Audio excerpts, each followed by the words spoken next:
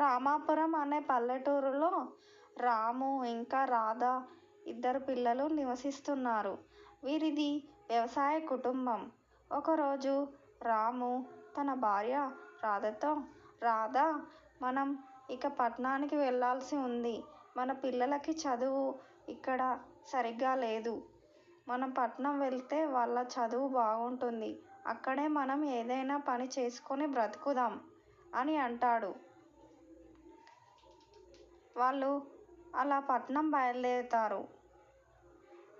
వాళ్ళకి ఉన్న పొలం మరియు ఎద్దుల బండి, ఆవులు, ఇంకా ఇల్లు, వాళ్ళ పొలం అన్నీ కూడాను కౌలుకి ఇచ్చేస్తారు.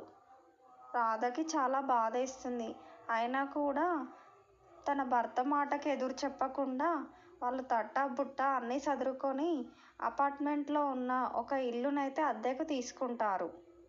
అసలే పట్నం, కావాల్సినవన్నీ తీసుకొని వెళ్తారు. వాళ్ళు నడుచుకుంటూ వెళ్తారు. ఒక అపార్ట్మెంట్లో ఉన్న గదిని అయితే అద్దెకి తీసుకొని ఉంటారు. అమ్మ, మనం ఇక్కడికైతే చేరుకున్నాం కదా, ఇప్పుడు తాళాలు ఎవరి దగ్గర ఉంటాయో అడగండి, మనం వెంటనే వెళ్ళాలి, అలసిపోయాం అని అంటుంది వాళ్ళ కూతురు. వెంటనే తాళాలు తీసుకొచ్చి ఇంట్లోకైతే వచ్చేస్తారు. రాము, రాధ, చాలా అలసిపోయాం, కొంచెం తాగడానికి టీ తీసుకొని రావా అని చెప్తాడు. వెంటనే టీ తెస్తుంది రాధ. ఇంకా వాళ్ళ పిల్లలు తను కూడా కబుర్లు చెప్పుకుంటూ తాగుతారు. రాధ, నీకేమైనా సామాన్లు కావాలంటే చెప్పు, నేను వెళ్ళి తెస్తానంటాడు. సరే అని చెప్తుంది. ఇంకా రాధ తన పనులన్నీ చేస్తుంది. సడన్గా ఆ ఇంట్లో ఒక దయ్యం ఉంటుంది. రాధ వాళ్ళ భర్తతో మాట్లాడుతున్నప్పుడు ఆ దయ్యం వాళ్ళ మాటలు వింటుంది. ఆహాహా, ఈరోజు నాకు మంచి భోజనం దొరికింది, వీళ్ళని ఎలాగైనా చంపి తినాలి అని అనుకుంటుంది ఆ దయ్యం. అలా పైకి కిందికి ఎగురుతూ ఉంటుంది. ఒకరోజు రాత్రి అందరూ నిద్రపోతారు. ఇక ఆ దయ్యం వాళ్ళ పిల్లలు ఉన్న రూమ్లోకి అయితే వస్తుంది. వాళ్ళని గమనిస్తుంది. ఆహాహా, ఈ తల్లి ఒంట్లోకి చేరాలి, చేరి నేను అనుకున్నవన్నీ సాధించాలి, వాళ్ళ రక్తం తాగాలి అనుకుంటుంది ఆ దయ్యం. ఇంకా దాని కోరికలన్నీ నెరవేర్చుకోవాలని అనుకుంటుంది. చాలా సంబరపడిపోతుంది. అలా పడుకున్న వాళ్ళ ఒంట్లోకైతే ఆ దయ్యం వెళ్ళడానికి ట్రై చేస్తుంది.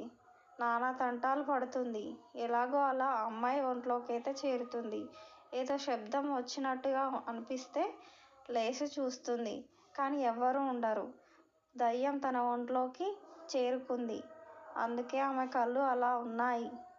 మళ్ళీ నిద్ర వస్తుంది ఆ అమ్మాయికి. మళ్ళీ పడుకుంటుంది. అలా పడుకున్నాక తెల్లారవుతుంది. తెల్లారిన తర్వాత వాళ్ళ మమ్మీ అయితే ఇంట్లోకి వస్తుంది. తన గదిలోకి వచ్చి, చూడండి పిల్లలు, స్కూల్కి టైం అవుతుంది, ఇక లేండి, లేచి మీరు తయారవ్వండి అని చెప్తుంది. ఇప్పటికే చాలా లేట్ అయింది, లేవండి అని చెప్తే పిల్లలు వెంటనే లేస్తారు. లేచి మీకేం కావాలో చెప్పండి, టీనా, కాఫీనా, టిఫిన్ రెడీ చేయాలా, ఏం టిఫిన్ కావాలో చెప్పండి అంటుంది రాధ.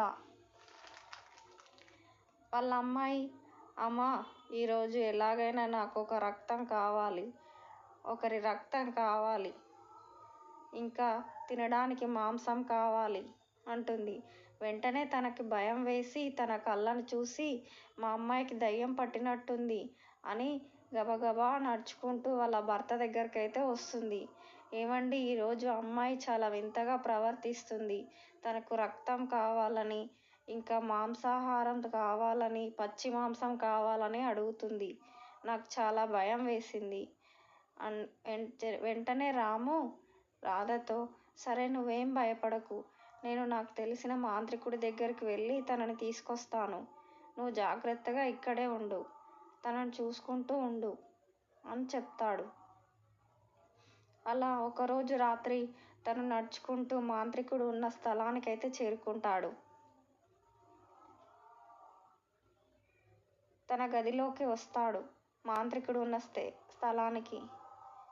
అప్పుడు మాంత్రికుడు రాముతో, రాము, ఇలా వచ్చావేంటి? నీకేమైనా పనా నాతో అంటాడు.